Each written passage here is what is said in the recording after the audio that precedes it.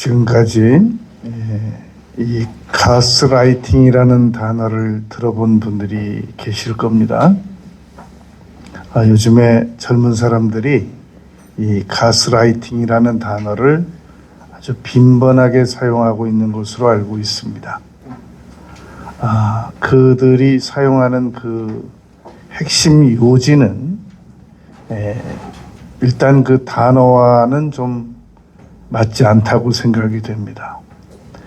그 용어를 과연 알고 사용하는 건지, 모르면서 저렇게 단어만 알고 사용하는 건지 의심이 될 때가 있습니다. 이 가스라이팅이라는 단어는 1938년도에 이미 한 연극을 통해서 알려진 내용이었습니다. 그때 당시는 가스라이트라는 단어로 사용이 됐었습니다. 그것이 이제 초기 기초가 돼서 후에 가스라이트라고 하는 그 영화가 만들어지게 됩니다. 내용의 핵심은 이렇습니다. 한 남편이 부인을 정신병자로 몰아가는 그런 상황을 가스라이트라고 합니다. 그러니까 예를 들면 심리적 조작을 하는 겁니다. 당신 지금 제정신 아니야. 내가 왜 제정신이 아니에요? 당신 지금 정상이 아니야. 이런 식으로 몰아가는 겁니다. 남편이 자신의 이득을 위해서 부인을 정신병자로 서서히 몰아갑니다. 제가 지금 밖에서 이 책상에다가 뭘 두고 왔어요. 그러면 교묘하게 부인의 관심을 다른 데로 돌려놓고 조금 전에 책상에 두고 왔다고 하는 것을 옮겨 놓습니다. 그리고 가보자. 없잖아요. 지금 자기가 지금 치웠으니까. 당신 지금 제정신 아니야. 이런 식으로 몰아가는 거. 심리적 학대, 정서적 학대를 가스라이팅이라고 합니다. 그런데 오늘날 젊은 사람들이 나는 가스라이팅 당했다 라고 주장하는 그 자녀들을 역추적해 보면 그런 부모는 없어요. 막 자녀를 심리적으로 속이려고 하고 막 학대하려고 그러고 물건 몰래 치워놓고 가보자 그러고 그런 부모가 없거든요. 그런데 정말 열심히 이 자녀를 위해서 돕고 노력했으나 무지해서 몰라서 이 부모들이 제대로 다 못 예우해 준 것인데 그냥 그걸 함부로 가스라이팅 당했다고 막 그 단어를 남발을 하는 겁니다. 그러니까 그것은 잘못하면 배은망덕에 대한 역학적 표현이 됩니다. 여러분, 이 인간은 여러 정서적 욕구가 있습니다. 그러면 왜 도대체 이 자녀들은 평생 부모의 도움을 받아놓고도 가스라이팅 당했다라는 단어를 함부로 사용하고 싶어 하느냐? 그 핵심 의도가 뭐냐는 겁니다. 있습니다. 그것은 존중받지 못했다라는 표현을 가스라이팅 당했다라는 극단적 용어로 지금 잘못 사용하고 있는 겁니다. 이 세상에 우리나라의 1년간 점 보는 사람들이 1조 원이 넘는데요. 그 점 보는 시장이. 이제 세상이 점점 그 생활이 괜찮아져 가면서 심리 상담하는 사람들이 점점 늘어가고 있습니다. 그런데 이 심리 상담을 하는 사람들의 그 지식이 많이 부족해요. 제대로 심리 상담을 할 수 있을 만한 그런 자질을 충분히 갖추지 못하고 심리 상담을 하러 나섭니다. 그리고 그 사람들이 함부로 가스라이팅이라는 단어를 내담자에게 사용해요. 그러니까 그냥 제대로 이해도 안 된 상태로 심리상담 선생님들이 가스라이팅이라고 하더라. 그래가지고 이런 극단적인 용어를 막무가내로 사용하는 추세가 지금 펼쳐지고 있단 말입니다. 그러면 그런 피해를 당했다고 주장하는 사람들이 지금 어딘간 아파서 지금 그런 주장을 하는 거거든요. 왜 그러면 그런 주장을 하는가? 이유는 있습니다. 그것은 존중받지 못했다라는 아픔 때문에 그러합니다. 그것은 정확한 표현입니다. 여러분, 사람이 누군가가 심리적으로 통증을 느끼게 되면 그것은 그 당대만 조사해 가지고는 이 통증이 해결이 안 됩니다. 내가 마음이 아프다라고 하면 내가 마음이 아플 수밖에 없도록 역할을 한 대상자가 있습니다. 그렇게 끝나는 게 아닙니다. 나의 마음을 아프게 한 사람을 또 아프게 한 사람이 또 있단 말입니다. 그리고 이제 내가 아프기 때문에 나도 또 누군가를 또 아프게 할 겁니다. 그래서 사람이 마음이 아프면 4대를 역학조사를 해야 되는 겁니다. 그런데 너무나도 이 현대 심리학이라고 하는 것은 여러분 이제 나온 지가 100년도 안 넘었어요. 과학이라는 건 이제 나온 지 500년도 안 됩니다. 옛날에 선사시대 때 무슨 구석기 시대 때 무슨 과학이 있었습니까? 이미 만들어진 전체적 과학 안에서 우리가 살아왔다가 이제 발견된 지가 400~500년밖에 안 되거든요. 그런데 이제 발견된 지 400~500년밖에 안 된 과학에 모든 인생을 걸고 살아가려고 하는 사람들이 있단 말입니다. 그 과학에서 나온 게 심리과학인데 그건 이제 100년밖에 안 돼요. 근데 거기다 인생 걸고 살아가려고 하는 사람들이 있단 말입니다. 무식한 거죠. 그러니까 여러분, 증세를 파악하는 데는 도움이 됩니다. 요즘에 우리 증세 다 컴퓨터가 다 파악해내잖아요. 그 증세 파악하는 데는 인정하고 도움을 받잔 말입니다. 그러나 해결책은 성경으로 돌아와야만 해결이 되는 겁니다. 문제만 그냥 무분별하게 막 지적만 막 해낸다고 이게 해결책이 나오는 게 아니거든요. 그럼 인간은 어떤 정서적 욕구를 가지고 있느냐는 겁니다. 이 정서적 욕구에 대해서 가장 지금까지 말한 사람들 중에 권위 있는 사람이 매슬로우라는 사람입니다. 이 매슬로우라고 하는 사람은 인간에게는 가장 기본적으로 생리적인 욕구가 있다. 일단 의식주가 해결이 되기 전에는 아무 다른 욕구가 안 생긴다는 겁니다. 맞는 얘기잖아요. 그리고 그 다음 욕구가 생리적 욕구가 해결이 되면 그 다음에 안전하고 싶어 한다는 겁니다. 안전하고 싶다. 그러니까 여러분 먹고 살 거 없는 사람들은 에이 이놈의 세상 뒤집혀버려라 전쟁이나 나버려라 그래요.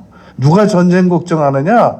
다 뭔가 좀 이 의식주가 문제가 해결이 된 사람들이 전쟁 걱정하지 의식주 문제가 해결이 안 된 사람들은 전쟁 걱정 전혀 걱정 안 합니다. 오히려 그냥 이 나라가 한번 뒤집혀버리기를 바라기를 원하고 있단 말입니다. 그걸 매슬로우가 아주 정확하게 지적해낸 거예요. 두 번째 인간의 욕구는 이 생리적 욕구가 해결되면 그 다음에 안전하고 싶어 한다는 겁니다. 지붕도 안 무너졌으면 좋겠고 건물도 안 무너졌으면 좋겠고 차 사고도 안 났으면 좋겠고 그리고 이 안전 욕구가 해결이 되면 그 다음에 어딘가에 소속되고 싶어 한다는 말입니다. 왜 노숙인들께서 어딘가 소속이 안 되려고 먹고 살 게 없고 아무 안전 조치가 안 돼 있는데 무슨 소속이 되냔 말입니다. 이 어딘가에 소속되고 싶은 사람들은 생리적 욕구가 먼저 해결되고 안전 욕구가 해결돼야 그 다음에 소속한다는 겁니다. 자, 그 다음 중요한 얘기입니다, 여러분. 이 매슬로우가 네 번째로 인간이 가지고 있는 중요한 욕구를 주장했는데 네 번째가 인간에게는 존중받고 싶은 욕구가 있다는 겁니다. 그런데 너무나도 많은 사람들이 이 존중을 못 받고 살게 되는 원인이 있단 말입니다.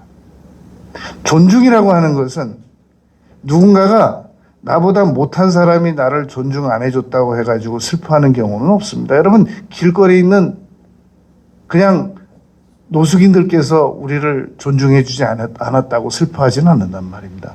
사람, 누가 나를 존중하지 않았을 때 슬퍼하느냐? 나를 마땅히 존중해 주어야 할 만한 권위적 위치에 있는 사람들이 있습니다. 그 대표적인 인물이 바로 부모인 겁니다. 이 부모가 그러면 왜 자녀를 존중을 못 해주느냐?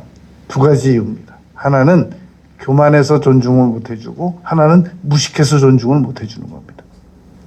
무식한 예는 이런 경우입니다. 뉴욕에서 아주 아들이 훌륭하게 성장을 했습니다. 아주 유명인이 됐어요. 그런데 그 아버지에게 가서 자기가 그 유명해진 것을 인정받고 싶어서 비행기를 타고 갔습니다. 아버지가 좀 무식해요. 그래서 아버지, 제가 이러한 사람이 됐습니다. 라고 말씀을 드렸더니 아버지가 이렇게 말했습니다. 그랬구나. 난 근데 그런 거 잘 몰라. 술이나 한잔 먹자. 그래서 그 아들이 그 자기가 뭔가 이루어낸 것을 먼 거리를 비행기 타고 가서 아버지에게 인정받고 싶었는데 아무 인정도 못 받고 그냥 돌아왔다라고 하는 내용을 제가 오래전에 한 책에서 읽은 기억이 있습니다. 그러면 교만한 부모는 왜 자녀를 인정을 못하느냐? 교만한 부모는 그거 가지고는 안 된다는 거예요. 그런 건 내가 옛날에 네 나이도 되기 전에 난 다 해봤어 벌써. 넌 지금 그 정도 해가지고는 안 돼. 너는 뭔가를 더 많이 이루어내야 돼. 너 지금 네 나이에 아이비리그 간 애들이 얼마나 많은 줄 알아? 너 조금만 더 했으면, 잘했으면 너 지금 그 자리에 있지 않았어. 그러니까 인정을 안 해주고 못 해주는 겁니다. 여러분, 사람은 누군가에게 존중을 받지 못하면 큰 심리적 타격을 받는데 그게 바로 정서적 학대 수준을 받습니다. 심각한 거절감을 받게 됩니다. 왜 사람들이 다른 사람들에게 공감받는 것을 중요하게 여기느냐? 마땅히 공감받고 싶은데 공감을 안 해주면 사람은 공감 안 해줬구나라고 생각하지 않습니다. 거절당했다고 생각합니다. 그리고 심하게는 내가 정서적 학대를 당했다 이렇게 생각을 하게 된단 말입니다. 왜 이 문제가 심각하느냐? 매슬로우가 말한 네 번째 단계가 인간은 존중받고자 하는 욕구가 있는데 다섯 번째가 매슬로우가 말한 다섯 번째가 자아실현 욕구가 있단 말입니다.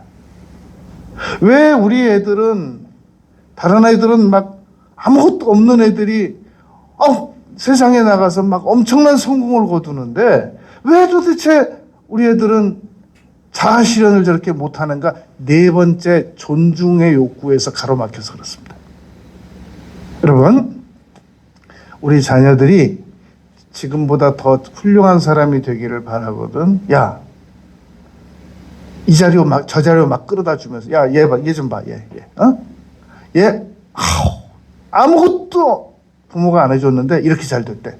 이런 자료를 가지고는 자녀를 절대로 지금보다 한 발자국도 더 앞서게 못 합니다. 그럼 어떻게 하면은 우리 자녀가 지금보다 더 한 단계 더 나은 자아 실현의 단계로 나갈 수 있느냐? 절대적 존중이라는 겁니다. 진심 어린 존중. 정중한 존중. 그것만 해주면 인간 안에는 성공 본능 시스템이 내재되어 있습니다. 그래서 무엇이라도 해서 지금보다 더 나아지려고 하는 그러한 본능이 발동되게 된단 말입니다. 그런데 아무리 많은 그 안에 내재된 장점들과 재능들과 높은 IQ가 있다고 할지라도 진정한 존중을 받아본 경험이 없는 사람들은 더 이상 자아 실현의 단계로 한 발자국도 못 나갑니다. 근근히 밥 먹고 산단 말입니다. 여러분, 오늘 우리는 이 본문 말씀을 통해서 우리가 마땅히 존중해야 할 대상이 인생을 살아가면서 세 대상이 있다는 것을 알게 됩니다. 그게 예수님께서 가르쳐 주신 겁니다. 첫째로, 마음을 다하고 목숨을 다하고 뜻을 다하여 주 너희 하나님을 사랑하라라는 말씀은 바로 하나님을 가장 먼저 존중하라라는 얘기란 말입니다. 여러분, 사무엘상에 보면 한나가 여호와께서는 자기를 존중하는 자들을 존중히 여기신다라고 말씀했지 않습니까? 그러니까 우리가 이 십자가는 왜 하필 십자가겠어요? 그 X표 형틀도 있었어요. 그런데 왜 십자가냐? 예수님께서 지신 거는 사람은 수직적인 관계로 하나님을 사랑하고 수평적인 관계로 인간을 사랑해야 되는 사명과 의무가 있기 때문에 십자가적인 이 형벌을 받으신 거란 말입니다. 그러니까 먼저 인간은 의무가 있습니다. 한 나라의 백성들은 반드시 의무가 있는 것처럼 인간은 의무를 가지고 있는 거란 말입니다. 여러분, 만약에 반려견들이 인간을 지배하려고 든다거나 인간의 삶을 공격한다거나 하면 반려견 키울 사람들 한 사람도 없습니다. 다 순식간에 다 없앱니다. 반려견이라고 하는 존재가 자기 한계를 안 넘기 때문에 두고 보는 겁니다. 인간이 자기의 의무를 존중하지 않고 지키지 않고 만약에 그 의무를 넘어서 하나님을 대항하려고 한다거나 하면 우리 인간은 존립할 수가 없습니다. 살아남을 수 없습니다. 절대적으로 인간의 의무가 있는데 그것은 하나님을 경외하고 사랑하는 겁니다. 절대 존중해 드려야 된단 말입니다. 짐승들에게는 하나님을 사랑하라고 하는 의무가 주어진 바도 없고 짐승들은 하나님을 사랑할 수도 없는 존재들입니다.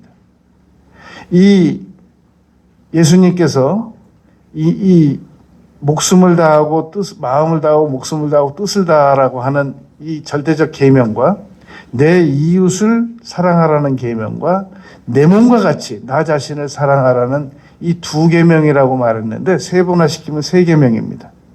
이 계명을 주신 이유는 인간이 절대적으로 준수하면서 살아가야 될 그 의무를 말한 거란 말입니다. 그런데 하나님을 사랑하라는 이 계명은 10계명에 보면 1, 2, 3, 4계명에 포함되어 있는 겁니다. 그리고 이웃을 사랑하라는 계명은 10계명의 5계명부터 10계명을 포함하고 있는 겁니다. 그러니까 하나님을 사랑하라고 이웃을 사랑하라는 말은 10계명을 크게 둘로 나눈 거란 말입니다. 그래서 이 예수님께서 가르쳐 주신 하나님을 사랑하라는 이 말씀은 우리가 하나님께 대하여 우선순위를 지키라는 얘기란 말입니다. 그럼 이게 왜 중요하냐? 여러분, 우리가 하나님의 계명을 잘 지키고 싶어 하는데 잘 지켜지던가요? 어렵단 말입니다. 그런데 이게 힘 하나도 안 들이고 지킬 수 있는 방법이 성경 안에 있습니다. 그런 말을 한 사람이 있습니다. 나에게 일정간의 공간의 거리와 지렛대만 주면 나는 지구도 들어 올릴 수 있다 라고 말한 사람이 있었습니다. 방법만 알면 우리가 얼마든지 쉬울 수 있는 방법이 있는데 성경에 이렇게 기록이 되어 있습니다. 너희가 나를 사랑하면 나의 계명을 지키게 된다. 요한복음 14장 15절입니다. 그토록 지키기 어려운 이 계명이 정말로 하나님을 사랑만 하게 되면 자연스럽게 지켜진다는 겁니다. 이게 예수님의 가르치심입니다. 그런데 우리는 하나님을 사랑하는 것은 그냥 제쳐두고 계명만 지켜보려고 그렇게 노력을 하는데 이건 안 되거든요. 죽는 날까지. 요한복음 14장 15절에서 그렇게 말씀하시고 14장 21절에서도 이렇게 말씀하셨습니다. 나의 계명을 지키는 자라야 나를 사랑하는 자다. 그러니까 하나님을 사랑만 하면 계명은 내가 지키려고 노력 안 해도 지키게 된단 말입니다. 예를 들어 보겠습니다, 여러분. 우리가 우리 자녀는 사랑하지 않으면서 우리 자녀들을 위해서 헌신이 될 것 같습니까? 왜 여러분 방 치우다가 집 치우다가 물건 다락 치우다가 우리 다 큰 아이들이 옛날에 초등학교 때 색연필로 이상한 피카소 그림 비슷한 그림 그려놓은 거 보고 깜짝깜짝 놀랍니까? 우리 안에 우리 자녀들을 사랑하는 놀라운 마음이 있기 때문에 그냥 우리 자녀들 거 무엇이든지 하나 다 소중하단 말입니다. 여러분, 우리 자녀들이 부모 물건 보고 깜짝 하나도 안 놀래요. 뭐 이런 게 다 있냐고 그러죠. 근데 우리는 우리 자녀들이 어렸을 때 신던 신발, 양말, 볼펜, 연필, 지우개 다 소중하단 말입니다.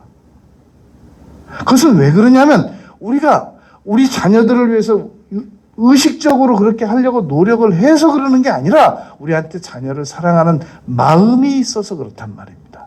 적용시켜보면 우리가 하나님을 사랑하는 마음만 있으면 하나님께서 지키라고 명하신 계명들은 순식간에 다 지켜요. 순식간에. 근데 예수님께서 요한복음에서 이렇게 말씀하셨단 말입니다. 너희 안에 나를 사랑하는 마음이 없음을 내가 알아노라. 여러분, 요한복음 21장에 보면 배신하고 돌아온 베드로에게, 물고기 잡으러 갔다가 돌아온 그 베드로에게 예수님께서 말씀하셨단 말입니다. 네가 나를 사랑하느냐? 네가 나를 사랑하느냐? 네가 나를 사랑하느냐? 3번이나 물으셨단 말입니다. 베드로, 너의 근본 실패는 나를 사랑하지 않은 거야. 여러분, 우리가 하나님을 사랑하지 않습니까? 합니다. 왜? 그럼 뭐가 문제냐? 하나님을 사랑하는데 2번째로 사랑한단 말입니다. 3번째로 사랑하거나 4번째로 사랑한단 말입니다. 그래서 예수님께서 10계명에서 첫 번째 계명에서 나 외에는 다른 신을 너희들에게 두지 말라고 그랬거든요. 그래서 예수님께서 첫 계명을 마음 다하고 목숨 다하고 뜻 다해서 하나님을 먼저 사랑해라 라고 말씀하신 거란 말입니다. 그러면 우리가 하나님을 사랑하게 되면 그러면 자연스럽게 이웃을 사랑하게 된단 말입니다. 여러분, 요한 1서에서 4장에서 이렇게 말씀했거든요. 사도 요한이 너희가 이웃을 사랑하지 않으면서 나를 사랑한다고 하는 말은 거짓말이다.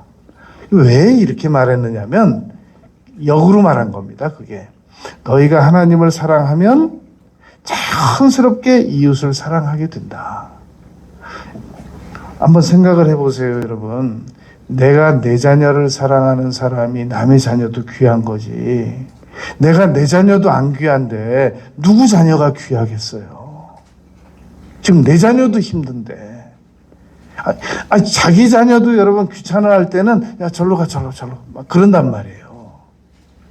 그러니까 우리가 하나님을 사랑하는 마음이 없이 인위적인 노력으로 우리 자녀를 사랑하려고 하고 이웃을 사랑하려고 하는 것은 힘만 들지 그건 이루어질 수 없는 문제인 겁니다.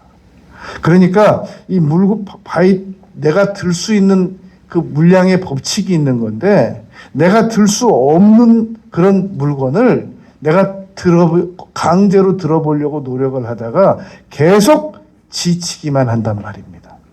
그러니까 예수님께서 이 험한 세상을 너희들이 힘껏 살아보다가 안 되거든 와서 이 일을 해보라고 가르치신 게 아니라 성경 66권을 전체로 요약을 해보면 이 세 가지라는 겁니다. 하나님 사랑하고 이웃 사랑하고 너희 자신을 사랑해라 라는 얘기를 이렇게 하신 거란 말입니다. 이걸 여러분 다른 말로 말하면 존중이라고 합니다. 두 번째, 예수님께서 내 이웃을 내 몸과 같이 사랑하라고 말씀하셨습니다. 여러분, 골든 룰이 있습니다. 그것은 다른 사람을 사랑하되 어떻게 사랑하냐면 네가 대접받고 싶은 만큼을 사랑해라라는 말입니다. 그런데 플래티늄 룰이라는 게 있습니다. 골든 룰보다 한 단계 더 이 높은 그런 이 백금률이 있는데 그건 뭐냐면 골든 룰은 황금률은 내가 남에게 대접을 받고 싶은 대로 대접하는 거잖아요. 플래티늄 룰은 상대가 대접받고 싶은 대로 해주는 거예요. 이게 절대적 존중 비결이라는 겁니다. 그런데 문제는 내가 나도 존중이 안 되는데 내가 누굴 존중하겠어요? 우리 자녀들은 우리 부모들이 자기를 존중 안 해줘서 너무 슬프고 자기가 자존감이 낮아졌고 그래서 역학 조사를 해봤더니 자기가 과거에 받은 상처 때문에 지금 한 발자국도 더 밖으로 못 나가는 것이 바로 과거의 책임이라고 말한다는 겁니다. 여러분, 그렇다면 과거에 문제가 있어서 한 발자국도 못 나간다고 하면 세상에 과거에 문제 없는 사람이 누가 있겠냔 말입니다. 파도를 만드신 하나님 때문에 내가 파도 때문에 앞으로 못 나간다고 그러면 유능한 선장이 누가 유능한 선장이 될 수 있겠냔 말이죠. 파도를 만드신 하나님은 맞지만 파도를 거슬러 나가는 것이 선장의 책임이고 의무고 노력의 이 현상이란 말입니다. 우리가 물론 엄밀히 말하면 우리 부모님들에게 우리가 받은 상처 말도 못합니다. 그러나 여러분, 우리 부모님들은 그 위의 부모님들에게 더 큰 상처를 받았어요. 그런데도 그거 이겨내고 우리를 이만큼 먹이고 입히고 재워서 성장시킨 거예요. 그런데 나는 그렇게 잘해준 부모한테 그 부모가 나에게 가스라이팅 해가지고 내가 지금 한 발자국도 못 나간다 이거예요. 궤변이죠. 배은망덕인 겁니다, 그건. 여러분, 우리는 앞으로도 수없이 많은 상처를 받게 될 거고 이미 많은 상처를 받았습니다. 그러나 상처가 별이 되게 하라고 그러잖아요. 그 오프라 윈프리는 여러분 그렇게 흑인 여성이고 그리고 어렸을 때 마약 경험 있고 그리고 이 사생아 낳은 경험 있고 오프라 윈프리가 하는 말은 길에서 다 주워 들은 거다라고 혹독한 비난받고 그런데도 불구하고 미국에서 100명 안에 드는 훌륭한 여인이 됐단 말입니다. 오프라 윈프리가 하는 말은 다 길에서 주워 들은 거라고 하는 말에 대해서는 저는 길에서 주워서 뭘 기억해 본 적은 없습니다. 도서관에서 책을 읽어가지고 기억한 적은 있습니다. 라고 정중하게 응수하고 앞으로 나갔단 말입니다. 길에서 주워서 들었다고 말한 사람 때문에 한 발자국도 못 나가는 어리석은 선택을 하지 않았단 말입니다, 여러분. 우리를 정서적으로 몰라서 학대하고 존중하지 못한 부모가 우리 배후에 있습니다. 놀랍죠. 보통 학대를 당한 게 아니에요. 그래도 요즘 부모들은 다 인터넷이라도 있고 뭐 보는 게 있고 들은 게 있지만 우리 옛날 부모님들은 정말 아주 무지막대했습니다. 정말로. 그런데 그 틈에서도 다 살아서 나왔거든요. 그렇다면 우리는 조금만 노력하면 앞으로 얼마든지 더 나아갈 수 있다는 말입니다. 잘못된 과거 기억에 발목을 잡혀가지고 한 발자국도 더 못 나가는 그걸 자꾸 문제만 지적해줘요. 해결책은 안 줘요. 그리고 상담료 받고 그런 사람들의 말에 현혹돼가지고 상담만 다녀오면 사람들만 비난해요. 아, 내 책임이 아니래. 어디서 또 들은 건 있어가지고 당신 책임이 아닙니다. 네 책임이 아닙니다. 거기까지만 얘기해줘요. 그러면 해결책을 해줘야지. 네 책임이 아닙니다. 당신 책임이 아닙니다라고 끝내버리면 그럼 부모 책임이란 얘기인데, 이웃 책임이란 얘기인데, 그렇게 상담을 하고 온 사람이 어떻게 한 발 앞에 나가겠어요? 그래서 여러분, 이 구덩이에 빠진 사람을 지나가는 사람이 새 스타일로 봤단 말입니다. 그러게 평소부터 조심했어야지. 유교학자가 한 얘기입니다. 구덩이에 빠진 사람을 지나가다가 보면서 전생에 죄가 많았구만. 불교자들이 한 말입니다. 구덩이에 빠진 사람을 무슨 수를 써서라도 건져냈단 말입니다. 기독교인입니다, 여러분. 예수 믿는 사람은 구덩이에 빠진 사람을 건져내는 사람이란 말입니다. 고다마 시타르타가 이렇게 말했습니다. 한 여인이 제 자식이 죽어서 슬픕니다. 이 동네에 가서 3대째 아무도 안 죽은 집에 가서 자식이 죽었다는 말을 하면 네 자식이 살아난다. 여인이 열심히 돌아다녔습니다. 이 집에 3대째 아무도 안 죽은 분 계신가요? 아유, 벌써 다 돌아가셨습니다. 돌아왔습니다. 고다마 시타르타가 이렇게 말했습니다. 그래, 뭐라고 하더냐?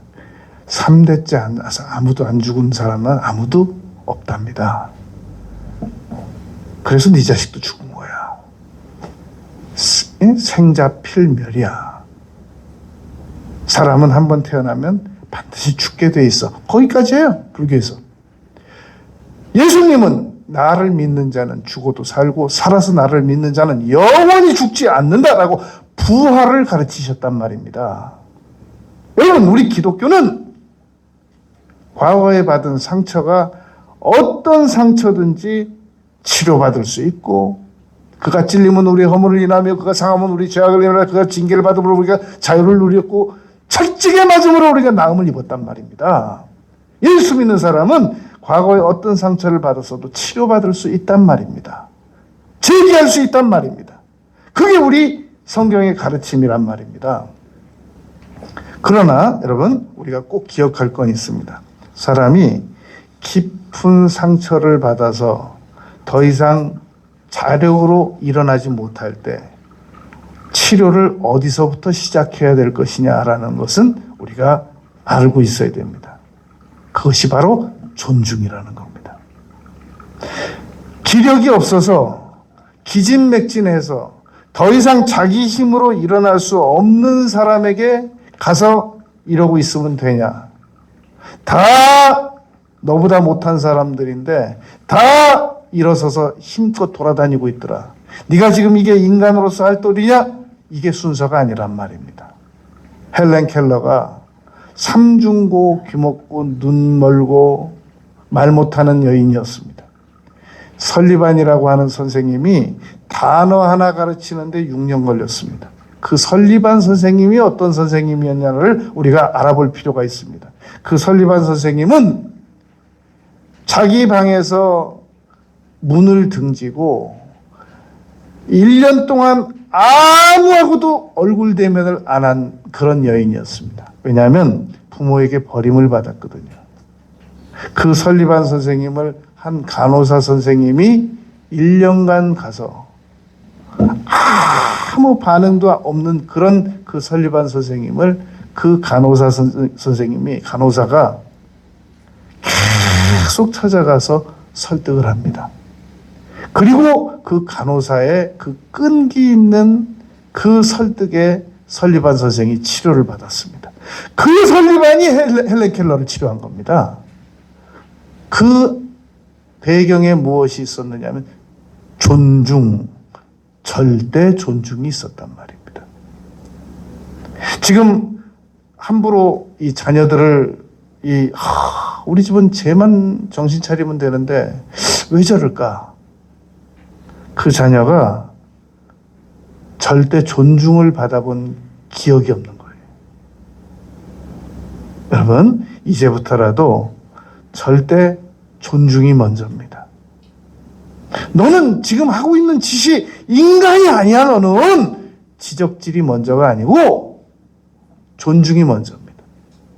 이 사람이 말이 무릇 악한 말은 입 밖에 내지도 말라고 그랬는데 말이 험하고 행동이 험하고 무기력하고 이런 사람들의 배후에는 역추적해서 들어가 보면 그 인격을 함부로 대한 배우 인물들이 반드시 있습니다.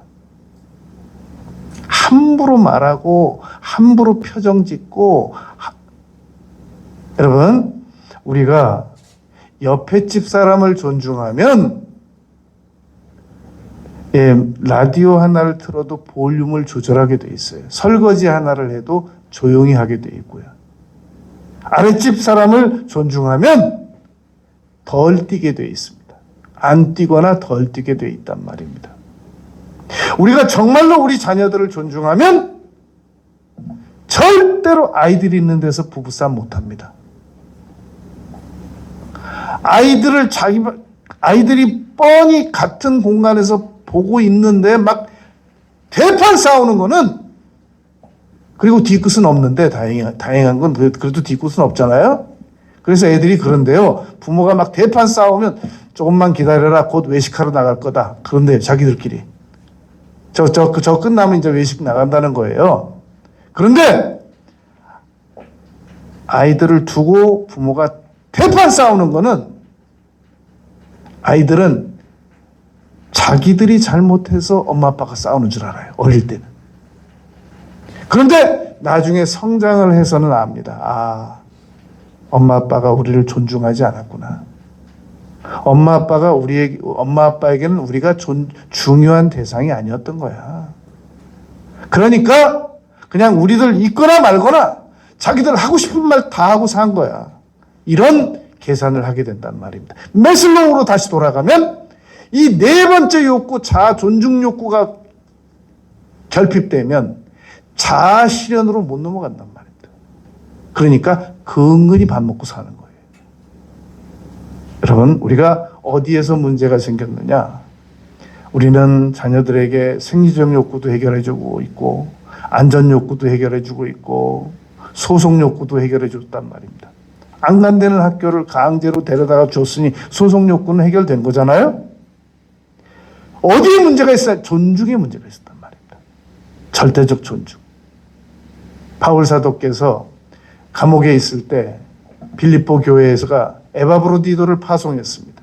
그 에바브로디도가 사도 바울을 열심히 돕다가 병 걸렸어요. 그래서 그 에바브로디도를 빌립보 교회로 돌려보냈어야만 했습니다. 그때 편지에 당부했던 말이 있습니다. 저와 같은 자를 존중히 여겨라. 존귀하게 여겨라. 여러분, 사람이 밥 사주는 것도 중요하고, 우린 사람들마다, 우리 지인들마다 얼마나 그 생일 선물도 잘 챙기고, 기념일도 잘 챙기는지 몰라요. 딱 한 가지 안 합니다. 진정한 존중만 안 해요. 왜 진정한 존중을 안 하느냐? 받아본 적이 없는 걸 어떻게 해요? 받아본 적이 없는 걸. 어떻게 하는 걸 알질 못하는데 어떻게 해요? 그래서 우리는 여러분 진정한 존중을 하려면 성경으로 돌아와야 돼요. 예수님께서 아버지를 어떻게 진정으로 존중했는지, 예수님께서 우리를 어떻게 진정으로 존중했는지 예수님에게 배워야 된단 말입니다. 그래서 예수님께서 오늘 가르치신 본문이 마음 다하고 목숨 다하고 뜻 다하여 하나님을 사랑하라는 말씀이 오늘 예수님께서 가르쳐 주신 이 37절 말씀인 겁니다. 그런데 이걸 하려면 내 힘만으로는 안 된단 말입니다. 그래서 이사야서 11장 2절로 가면 여호와를 경외하게 하는 영이 있습니다. 하나님, 제가 정말로 하나님을 경외해 드리고 싶은데 저는 여호와를 경외하는 능력이 부족합니다. 도와주세요. 도와주세요. 도와주세요. 도와주세요.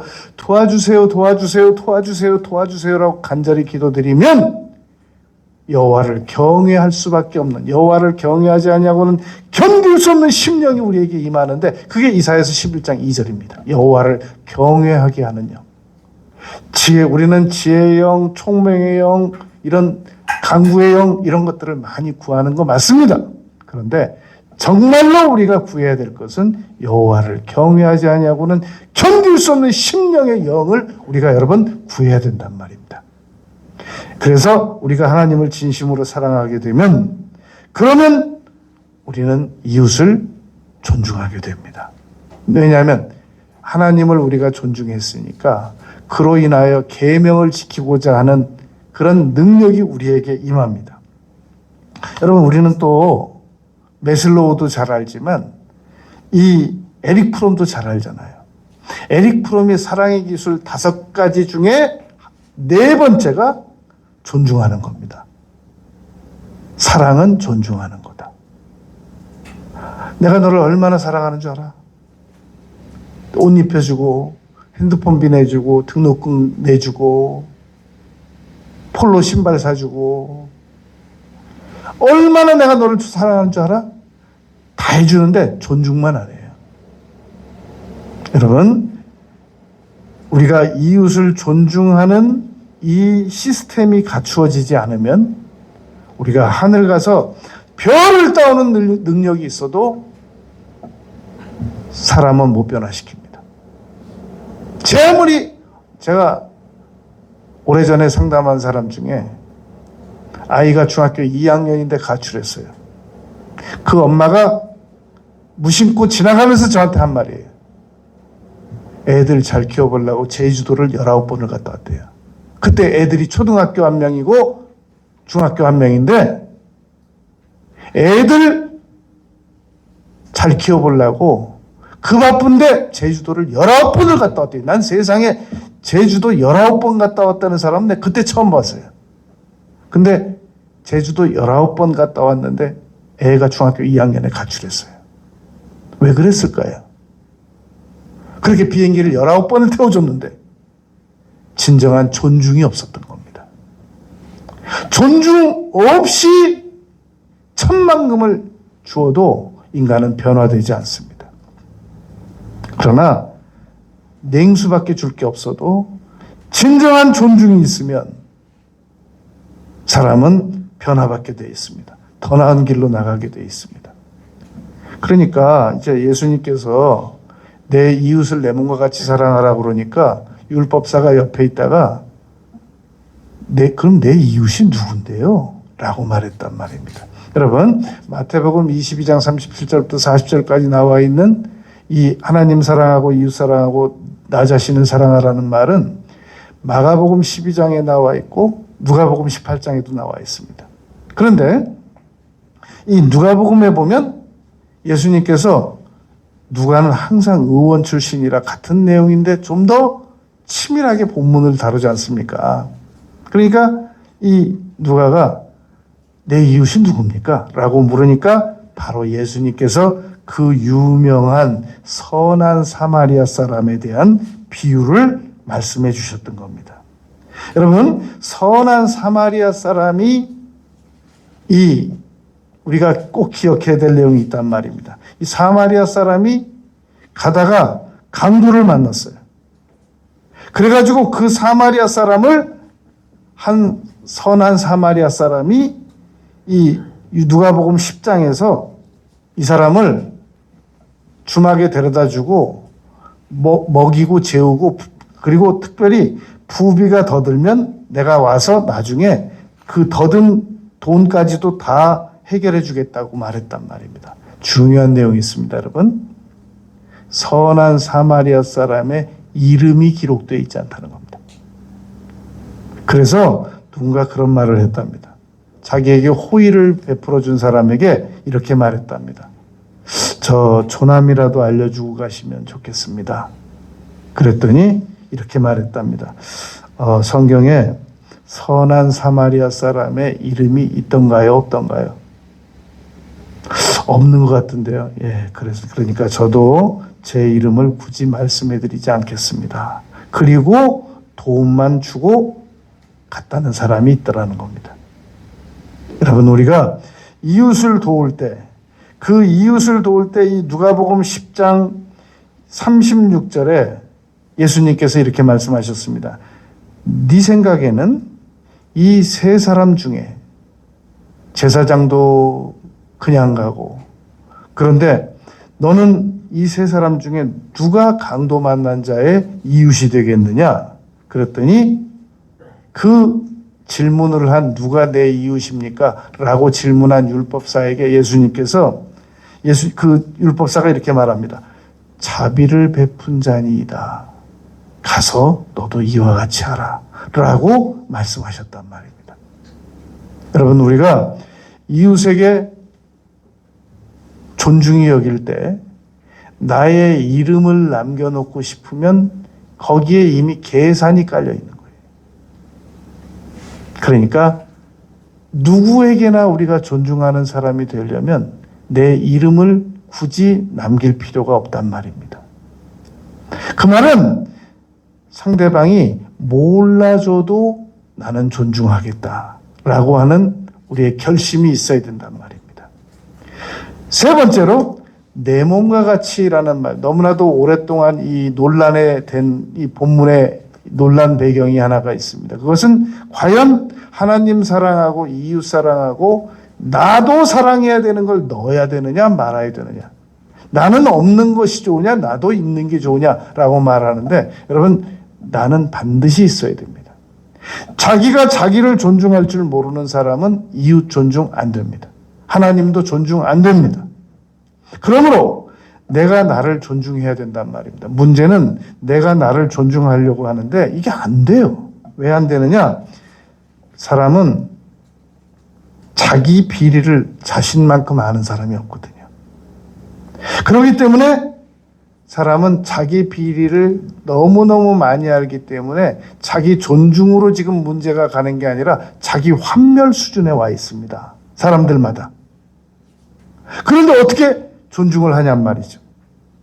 그래서 자기를 사랑할 수 있는 방법은 영원한 제사장이 백성의 허물을 위하여 드린 피를 기억해야 됩니다. 예수님께서 나를 위하여 흘리신 피, 그게 히브리서 9장 7절입니다.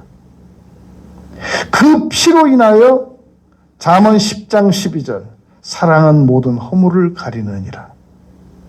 허물은 지우개가 딱 하나인데 사랑 외에는 없단 말입니다. 하나님께서 나를 사랑하셨다. 이게 믿어져야 되거든요. 얼마나 사랑하셨다는데 십자가에 죽으실 만큼. 이게 믿어져야 나의 허물을 가렸다는 사실이 믿어진단 말입니다. 바로 이 잠언 10장 12절 말씀을 베드로전서 4장 8절에서 베드로가 인용했습니다. 사랑은 허다한 죄를 덮느니라. 내가 나를 사랑하지 않고 내가 이웃을 사랑할 힘이 안 나옵니다. 불가능한 겁니다. 그러므로 우리는, 여러분, 엄마들이 아기에게 젖을 먹이려고 막 음식을 먹잖아요. 그 평상시에는 그렇게 엄마가 음식을 안 즐겨 먹는 사람인데도 아이들 젖 먹이겠다고 하는 일념 하나로 먹는 겁니다. 우리가 누군가를 사랑하려면 정말 판멸 수준인 자기 자신을 어쩔 수 없이 있는 모습 그대로 용납 그대로 사랑해야 됩니다. 그거 안 하고는 우리가 다른 사람을 사랑할 수 없단 말입니다. 그래서 누가복음 23장 34절에서 예수님께서 십자가 지시고 처음으로 하신 말씀이 첫 7말씀 중에 가상칠언 중에 첫 마디가 저들은 자기들이 하는 일을 알지 못합니다라고 말했단 말입니다. 여러분, 우리는 우리가 하는 일을 몰라요. 몰라서 우리가 지금까지 그렇게 살아온 겁니다. 여러분, 우리는 나 자신을 용서해야 됩니다. 그리고 나를 정말 힘들지만 존중해야 됩니다. 그 사랑과 존중을 가지고 우리의 이웃을 존중하고 사랑해야 됩니다. 그리고 하나님을 마음 다하고 목숨 다하고 뜻 다하는 절대 계명으로 사랑하면 남은 인생은 여러분 반드시 성공합니다. 반드시 문제 해결됩니다. 반드시 모든 아픔이 다 치료될 수 있습니다.